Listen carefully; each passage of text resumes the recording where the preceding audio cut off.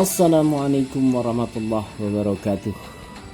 Wassalatu wassalamu ala asyrofil anbiya'i wal mursalin wa ala alihi wa sahbihi ajmain. Hadirin yang berbahagia, jamaah salat tarawih Masjid Quba tanggal 17 April 2021 bertepatan dengan tanggal 5 Ramadan kembali mengetengahkan kultum Waalaikumsalam warahmatullahi sebelum wabarakatuh. sholat tarawih yang disampaikan oleh Ustadz Haji Elsi yang mengetengahkan bahwa kenikmatan ahli ibadah itu tiada terhingga. Mudah-mudahan kita dapat menjadi ahli ibadah. Mudah-mudahan bermanfaat. Jangan lupa like, share, and comment di channel Nangka. Selamat menikmati. Assalamualaikum warahmatullahi wabarakatuh.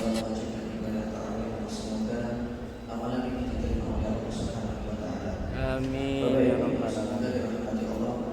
Sesungguhnya dalam setiap ibadah yang dilakukan oleh seseorang atau yang dilakukan oleh setiap hamba itu pasti ada kenikmatan di dalamnya.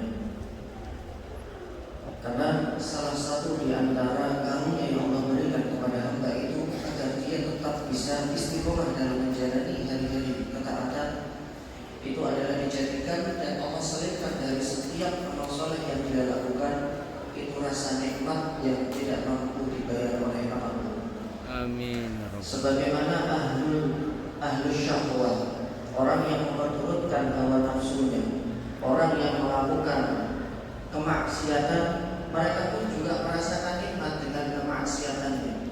Makanya Abu Sulaiman Ad-Dari, salah seorang ulama salaf, sebagaimana dikutip di dalam Hilyatul Auliya yang ditulis oleh Imam Abu Nu'aim, beliau mengatakan bahwa sesungguhnya orang-orang yang melakukan ketaatan, mereka itu sesungguhnya merasakan nikmatnya ketaatan tersebut. Entah itu berupa sholat, entah itu berupa puasa, bahkan sedekah infak, bahkan jika itu adalah hijrah yang mereka keluar para sahabat dahulu dari Mekah ke Madinah dengan terik yang sangat luar biasa panasnya, jarak yang cukup jauh pun mereka tidak keluar dan mereka tidak gentar. Hal mana ahlul maksiat, orang yang melakukan perbuatan dosa juga menikmati maksiatnya, sehingga kemudian mereka akan mengulang lagi dosa dan maksiat yang sama. Bukankah orang yang kecanduan judi itu ketika dia berjudi, bahkan berapapun duit yang dikeluarkan, sudah habis berapa ratus ribu, berapa juta, berapa puluh juta, toh mereka tidak bergeming, dan itu terus dilakukan hampir setiap hari, hampir setiap waktu. Walaupun dia tahu tekor, kalah dan tidak pernah menang, dan salah satu cara syaitan itu adalah mengiming-iminginya, toh besok lagi akan diulang, besok lagi juga diulang, dan terus seperti itu. Demikian juga dengan orang yang minum minuman keras atau khamr. Walaupun mereka tahu ada efek negatif dari minuman yang mereka minum, penyakit yang kemudian hari akan mereka rasakan, toh mereka enjoy saja ketika mereka merasakan nikmatnya dosa dan maksiat. Maka Abu Sulaiman Ad-Dari mengatakan apa yang mereka rasakan dari ahli maksiat jika dibandingkan dengan apa yang dirasakan oleh ahli ta'at, jauh sekali. Apa yang dirasakan oleh ahli ta'at dari kelezatan dari setiap ibadah, maka itulah yang membuat mereka betah dan bertahan dan kemudian mengulang ketaatan tersebut. Jamaah yang dimuliakan Allah, mari kita ambil beberapa contoh generasi terbaik umat ini yang mereka telah disematkan oleh Allah Subhanahu wa taala berupa keridhaan. Sahabat Bilal bin Rabah radhiyallahu anhu. Sahabat Bilal bin Rabah itu apabila diadu dengan kita hafalan Qur'annya, kalah beliau. Karena yang beliau tahu itu cuma satu kata saja, ahad, ahad, dan ahad. Pada saat itu surah Al-Ikhlas belum turun. Ketika beliau dijemur di padang pasir, kemudian ditinggi di atas jabal, cuma satu yang beliau tahu, ahad, ahad, ahad. Fisik beliau melepuh, kemudian panasnya luar biasa, tapi itu tidak membuat beliau kendor. Karena ketika beliau merasakan takdir pengagungan kepada Allah Subhanahu wa taala, walaupun fisik ini dicabik-cabik, kecil rasanya, remeh rasanya. Kenapa? Karena jamaah yang dimuliakan Allah, ketika seseorang merasakan manisnya dari setiap kelezatan yang ada pada ibadahnya, dia akan bertahan walaupun durasinya itu cukup lama. Bahkan mereka akan menghilangkan hal-hal yang terkait jika itu melalaikan Allah, jika itu melalaikan Rasulnya. Sahabat Ali bin Abi Thalib itu dulu pernah terkena luka, radhiyallahu anhu. Beliau adalah menantu Nabi. Ketika beliau akan diobati, beliau oleh dokter akan diberikan anestesi berupa bius. Tapi kemudian beliau menolak. Karena kata beliau, kalau saya dibius, saya akan hilang kesadaran. Kalau saya hilang kesadaran, saya tidak ingat Allah. Lalu bagaimana? Tidak mungkin kami mengoperasi Anda kalau tidak dengan bius. Maka dijawab oleh beliau, lakukanlah itu ketika saya sholat. Maka ketika beliau takbiratul ihram, Allahu Akbar, saat itulah al-amaliyah al-jirahiyah dilakukan, operasi ini dilakukan, dan beliau tidak merasakan kesakitan sedikit pun. Bapak Ibu yang dimuliakan Allah, kita bisa membayangkan betapa sakitnya bagian tubuh itu kalau dibedah, kalau dilukai dengan pisau bedah, entah itu dijahit atau tulangnya dibetulkan. Dan semua ilmu kedokteran menggunakan anestesi. Bahkan seorang ibu atau seorang wanita yang akan melahirkan sesar pun di anestesi dulu. Kalau tidak, subhanallah, rasanya kayak apa? Tapi ternyata rasa sakit ini hilang, jemaah. Rasa sakit ini hilang oleh beliau. Kenapa? Karena rasa takdim kepada Allah yang dirasakan di hati beliau di dalam sholat itu jauh lebih besar daripada rasa sakit yang dirasakan ketika beliau dibedah. Dan sampai selesai sholat, beliau tidak merasakan sakit itu. Baru ketika beliau menutup assalamualaikum warahmatullahi, assalamualaikum warahmatullahi, saat itulah kemudian beliau baru merasakan sakit yang luar biasa sampai pingsan. Anehnya ketika beliau sedang sholat, beliau tidak merasakan sakit apapun. Dan ini juga terjadi pada Sulah bin Asir radhiyallahu anhu. Ketika beliau ditugaskan untuk berjaga di perbatasan, malam hari beliau gunakan untuk qiyamul lail, tahajud. Ketika beliau sedang dalam sholat, ternyata sedang diintai oleh musuh. Kemudian musuh itu sempat menembakkan anak panah yang kemudian menembus pada beliau. Apakah beliau memutus sholatnya? Ternyata tidak, dan beliau tidak merasakan anak panah itu. Sampai kemudian justru temannya yang merasakan, ya, karena sedang berjaga di sampingnya, kok ada darah yang cukup banyak.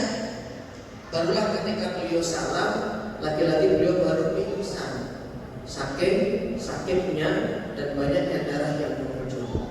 Bapak Ibu jamaah yang dimuliakan Allah, ini adalah salah satu gambaran bahwa ketika seseorang itu merasakan dari setiap kenikmatan ibadah yang dirasakan, dia tidak akan merasakan apapun. Bahkan sakit itu hilang, bahkan jika penuh ruh nyawa itu hilang. Ketika memenuhi seruan Nabi SAW, seorang Ummu Sulaim, sahabiah Nabi SAW, diperintahkan hijrah.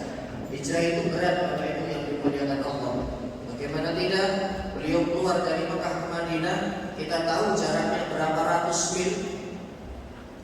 Yang sudah pernah umrah pasti tahu berapa jauhnya jarak tersebut, ditempuh dengan jalan kaki. Karena beliau mengendap-endap keluar. Masya Allah, rasa capek hilang, rasa terik hilang. Bahkan beliau cepat-cepat bergegas demi untuk menyelamatkan dirinya, menyelamatkan agamanya. Dan kemudian Allah bayar dengan kontan di dunia. Ketika beliau merasakan kehausan, karena yang dibawa oleh bekal oleh beliau itu anak-anaknya. Ketika beliau sudah kehausan, maka kemudian Allah Subhanahu wa Ta'ala memberikan beliau minum dari air surga. Dari kejauhan beliau melihat ada geribah yang di dalamnya ada air, kemudian beliau minum. Beliau tidak tahu itu punya siapa, tapi kemudian beliau minum. Setelah itu lam tatma abadan, beliau tidak pernah merasa kehausan setelahnya. Karena beliau mengagungkan agama Allah, karena beliau lebih mendahulukan Allah dan Rasulnya, maka Allah bayar kontak di dunia dengan pertolongannya. Bapak Ibu jamaah yang dimuliakan Allah, di dalam Madarijus Salikin, Imam Ibnu Qayyim al-Jauziyah itu mengutip ucapan gurunya, "Man lam tajid halawata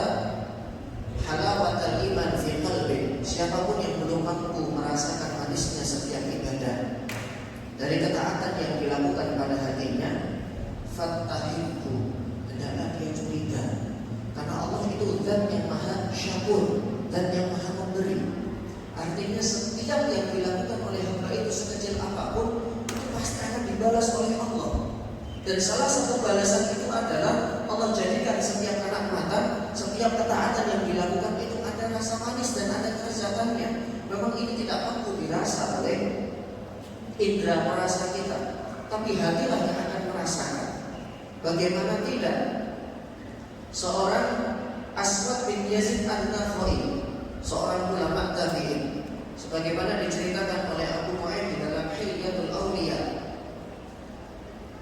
saking beliau mampu merasakan nikmatnya membaca Al-Quran, itu dalam satu hari beliau bisa khatam 2 kali jemaah, 12 jam 30 juz dengan asumsi tidak tidur sama sekali. Tapi kemudian dijelaskan oleh Imam Al-Zahabi bahwa beliau itu tidurnya antara waktu maghrib dengan isya, sedikit sekali waktu tidurnya, sisanya untuk baca Quran. Pertanyaannya, kok kuat ya, kok betah ya? Ketika seseorang mampu merasakan manisnya dan lezatnya dalam setiap munajat ketaatan dia, maka waktu itu berlalu tanpa terasa dan semua ketaatan itu menjadi ringan, termasuk baca Quran, termasuk sholat, termasuk sedekah dan infak. Tahukah kita ketika terjadi perang Tabuk, kemudian Rasulullah mengumumkan kepada para sahabat, ayo siapa yang mau membantu kafilah Tabuk ini? Kaum muslimin kemudian berduyun-duyun datang untuk memberikan kontribusi berupa harta. Mau sedikit mau banyak dibawa semua. Sampai kemudian ada beberapa orang sahabat yang tidak mendapati apapun di rumahnya untuk disedekahkan kepada Nabi. Apa yang terjadi? Mereka nangis jamaah, dan itu diabadikan di dalam surah At-Taubah. Tara a'yunahum tafidu minad dam'i hazanan. Orang-orang yang beriman ketika mereka mampu merasakan manisnya sedekah dan infak, jadi ada kebanggaan dan ada rasa senang tersendiri ketika dia mengeluarkan kemudian dilakukan untuk kebaikan di jalan Allah. Tafidu minad dam'i hazanan an la yajidu ma yunfiqun. Nangis mereka karena mereka tidak mendapati apapun yang mereka bisa keluarkan di jalan Allah. Jemaah yang dimuliakan Allah, masih Aswad bin Yazid An-Nakhai rahimahullah, sebagaimana diceritakan oleh Imam Al-Zahabi, beliau adalah salah satu di antara ulama tabi'in yang dalam satu hari itu mengerjakan sholat sunnah sebanyak 600 rakaat. Subhanallah. Itu sudah termasuk sholat wajib, qobliyah, ba'diyah. 600 rakaat ini sholat apa? Selain sholat wajib, sholat sunnah, ada namanya sholat mutlak. Nanti bisa ditanyakan kepada Ustaz yang menjelaskan mengenai fikih sholat mutlak itu apa. Dan sholat mutlak itu tidak memiliki batasan rakaat. Kalau dihitung jamaah 600 rakaat 24 jam, itu ketemu nilai atau ketemu angka setiap 3 menit beliau itu sholat 1 rakaat dengan asumsi tidak tidur sama sekali. Pertanyaannya, kenapa bisa betah? Dan kenapa bisa berlama-lama? Dan kenapa beliau bisa bertahan dengan 600 rakaatnya, dan di dalam 600 rakaat ini beliau khatam Quran? Ya Allah. Tidak lain adalah ketika seseorang mampu menemukan manisnya dalam munajatnya dia lakukan kepada Rabbnya Jalla Jalaluhu, maka waktu itu tidak terasa. Tahu-tahu sudah juz 14, tahu-tahu sudah juz 16, tahu-tahu sudah juz 20, tahu-tahu sudah tinggal 2 juz lagi selesai, kemudian mengulang lagi dari Al-Baqarah, dari Alif Lam Mim. Kenapa bisa seperti ini? Padahal fisik kita sudah lelah, sudah ngantuk mata kita. Ada sesuatu yang tidak bisa dirasakan oleh orang lain, yaitu kenikmatan dari baca Quran yang kita lakukan, kenikmatan dari qiyamul lail tarawih yang kita lakukan, kenikmatan dari sedekah dan infak yang kita lakukan, dan itu kemudian membuat kita betah berlama-lama dan munajat kepada Allah Subhanahu wa taala. Ada seorang ulama yang wafat pada tahun 970 Hijriah, namanya Imam Khatib Asy-Syarbi rahimahullah. Seorang ulama aslinya Mesir, dari Mesir. Beliau itu punya kebiasaan unik jamaah yang dimuliakan Allah. Kebiasaan itu adalah ketika beliau mendengar diumumkan jatuh satu Ramadan atau hilal Ramadan itu nampak, langsung kemudian beliau bergegas mempersiapkan bekal. Kemudian beliau langsung lari menuju Masjid Al-Azhar, kampus Universitas Al-Azhar. Ngapain di sana? Iktikaf. Beliau memulai iktikaf dari satu Ramadan dan beliau tidak keluar dari masjid kecuali ketika hilal satu Syawal sudah nampak. Artinya full 30 hari. Pertanyaannya kok betah? Lagi-lagi pertanyaan yang sering muncul, kenapa bisa betah dan kenapa bisa bertahan lama?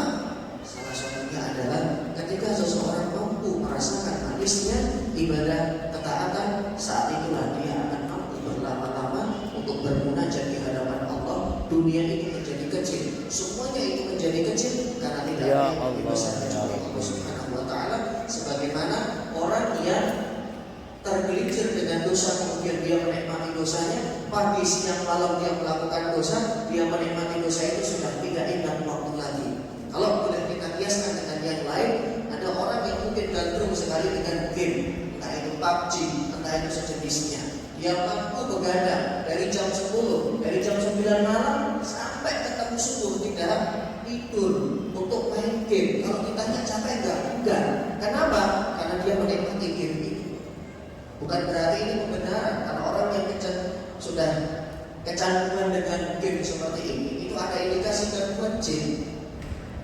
Bukan berarti ini sebuah pembenaran, tapi ini adalah corona bahwa ketika seseorang melakukan hal yang sia-sia pun dia merasakan nikmatnya ketika dia melakukan itu. Apalagi ahlu ta'ah yang sedang melakukan ketaatan, maka tentunya rasa ini pun juga dia rasakan. Perasaan yang begitu agung yang ketika dia menghadap Allah Subhanahu wa Ta'ala inilah yang mampu membuat dia bertahan untuk berlama-lama melakukan ibadah dan ketaatan. Semoga Ramadan ini kita mampu merasakan setiap munajat ketaatan yang kita lakukan demi untuk meraih pahala yang besar dan meraih ampunan. Demi Allah jamaah, tidak ada yang membuat kita bertahan yang melakukan disampaikan oleh ketaatan Ustaz di masjid Panji ini sampai pada 30 malam Ramadan yang kecuali ke-6 ini. benar-benar Mudah-mudahan bermanfaat untuk ketaatan. kita semua. Bahkan ketika di waktu sholat Jangan kita lupa ke masjid, like, ketika share, ditanya and ngapain comment sih ke di masjid, channel saya Endang. senang. Terima Saya kasih. enak. Billahi Saya taufiq wal enak. hidayah. Assalamualaikum Itulah warahmatullahi kenikmatan yang bisa wabarakatuh. dirasakan oleh orang lain dan Allah berikan anugerah ini yang mampu merasakannya. Semoga yang sedikit ini bisa bermanfaat. Amin. Kita mampu menemukan titik-titik kelezatan itu dari Amin. setiap munajat kita masing-masing kepada Allah. Amin. Assalamualaikum warahmatullahi wabarakatuh. Waalaikumsalam warahmatullahi wabarakatuh.